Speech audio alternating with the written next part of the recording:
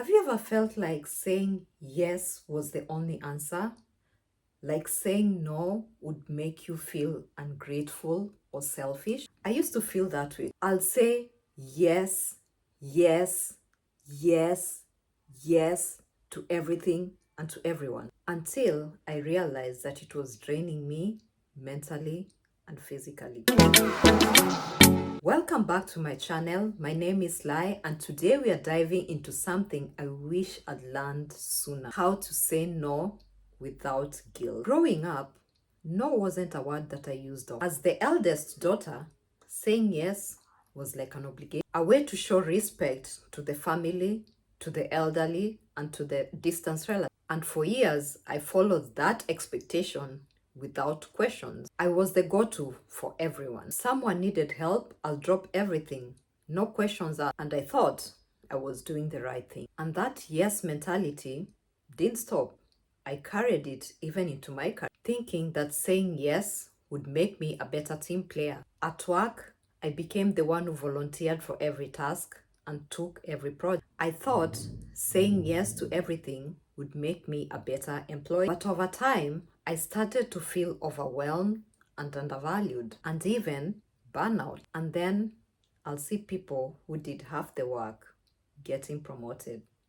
Corporate life, right? That's when I realized that saying yes to everything was holding me back. It really hit me one Friday evening. I was the last one in the office again. I had spent the whole week saying yes to every task, covering up for others, and taking extra projects. I was physically and mentally exhausted. Sitting there, I thought to myself, if I keep giving like this, what's left for me? I started questioning, why do I feel the pressure of saying yes all the time? And I realized a lot comes up from the belief that saying no to family or authorities was disrespectful, but I knew that I couldn't keep up with this without losing myself. So I took a deep breath and set my first boundary. It was small, just telling a friend, I can't help you with that today.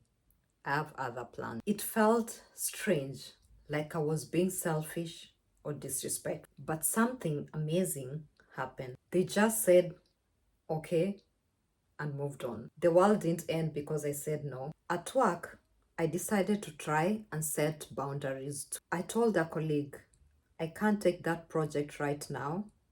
I already have full on my plate. I was worried.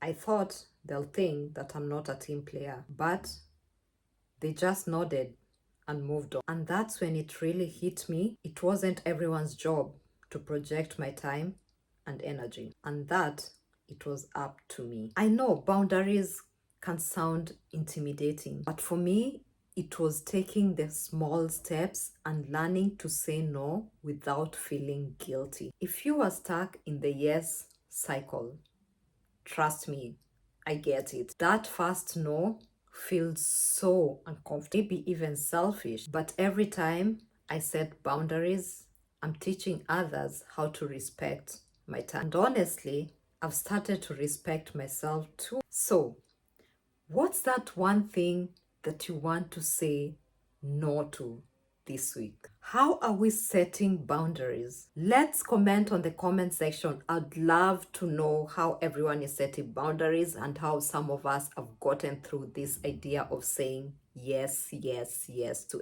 every time you set boundaries, you're teaching others how to respect you and respect your time. So don't feel guilty saying no. So practice saying no. Your peace is worth more than people's pleasing. Thank you for watching and see you in my next video.